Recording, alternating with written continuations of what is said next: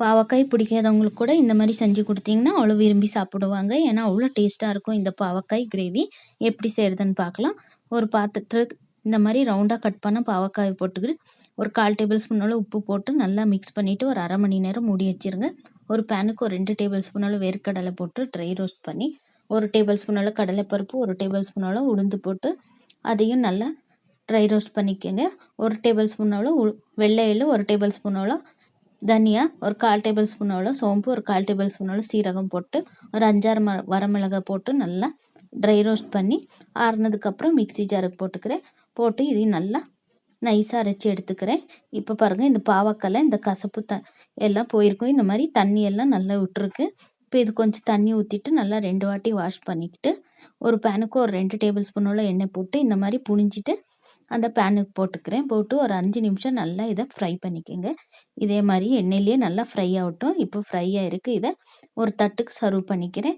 அதே பேனுக்கு ஒரு 2 table spoon உள்ள எண்ணெய் போட்டு ஒரு 1/4 டேபிள் ஸ்பூன் உள்ள கடுகு, ஒரு 2 வரமிளகாய் கட் பண்ண ஒரு 2 வெங்காயத்தையும் போட்டு நல்லா ஒரு நிமிஷம் ஃப்ரை பண்ணிக்கோங்க. இதே மாதிரி நல்லா ஃப்ரை ஆனதுக்கப்புறம் ஒரு டேபிள் ஸ்பூன் உள்ள இஞ்சி பூண்டு பேஸ்ட்டையும் போட்டு அதையும் நல்லா ஃப்ரை பண்ணி இந்த வறுத்து வச்ச பாவக்காவே போட்டுக்கிறேன். போட்டு அதையும் நல்லா மிக்ஸ் பண்ணிவிட்டு ஒரு இதுக்கு நான் மொச்சக்கொட்டையை போட்டுக்கிறேன். இது வேணும்னா ஆப்ஷனல், வேணும்னா போட்டுக்கலாம். இல்லைன்னா இந்த பாவக்காவிலேயே இந்த மாதிரி கிரேவி செஞ்சுக்கலாம். ஒரு 1/4 டேபிள் ஸ்பூன் உப்பு, ஒரு 1/4 டேபிள் ஸ்பூன் மஞ்சள் போட்டு அரைச்சி வச்ச மசாலையும் போட்டு இந்த மாதிரி எண்ணெயிலேயே ஒரு நிமிஷம் நல்லா ஃப்ரை பண்ணிக்கோங்க.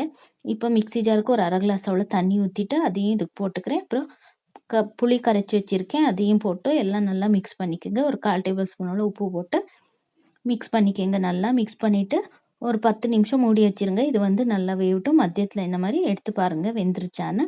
இப்போ இதை இன்னும் கொஞ்சம் வேகணும். இப்போ எல்லாம் நல்லா மிக்ஸ் பண்ணிவிட்டு ஒரு மறுபடியும் ஒரு 5 நிமிஷம் மூடி வச்சிடுறேன். இப்போ பாருங்கள், இந்த கிரேவி ரெடியாக இருக்குது. நல்லா கலர்ஃபுல்லாக இருக்குது பார்க்குறதுக்கு. இதை இப்போ சர்வ் பண்ணிக்கிறேன். இந்த வீடியோ பிடிச்சிருந்தா லைக் பண்ணுங்கள், ஷேர் பண்ணுங்கள். மறக்காமல் ஷில்பா சேனலை சப்ஸ்கிரைப் பண்ணுங்க. தேங்க்யூ.